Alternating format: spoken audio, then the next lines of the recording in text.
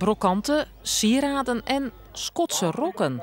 Rieptjerk stiet in het teken van een bijzondere combinatie. De brokanten en landelijke tuinfair aan de ene kant en het Nederlands kampioenschap Highland Games aan de andere kant. Een dream van de organisatie.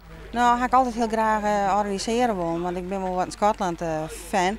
En vooral de muziek van Schotland vind ik mooi. En als dit nog goed lukt, dan willen we dat eigenlijk een beetje uitbreiden naar 2018. Dat we dat 2 dagen doen kennen. De tuinfair wordt er weer voor de 4e keer houden door de stichting Natuurlijk Trienwouden. Voor de Highland Games is het de eerste keer dat ze het Nederlands kampioenschap combineren met wat oors.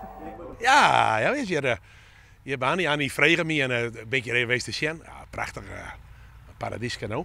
En de crèmekes erbij en muziek.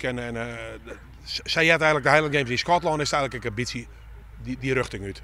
Alles er wat bij, dat de hele familie komen kan. Een verrassende combinatie, maar de bezoekers vinden het wel aardig. Mike Vrije, kom je uit voor de Fair of voor de Highland Games? Nee, voor de Fair. En de Highland Games binnen de rek? Ja, dat lazen we in de krant.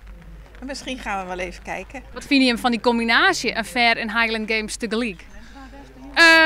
Ik vind het wel een leuke combinatie. Want het trekt beide mensen, dus ja. Komen jullie vandaag voor de Fair of voor de Highland Games? Voor de Fair, ja. De Highland Games zijn er ook. Ja, Wat vindt u van die combinatie? Nou ja, dat is weer eens apart, iets aparts, hè. En dan ontkomt ze aan tuinfair net om Schotse doedelzak muziek.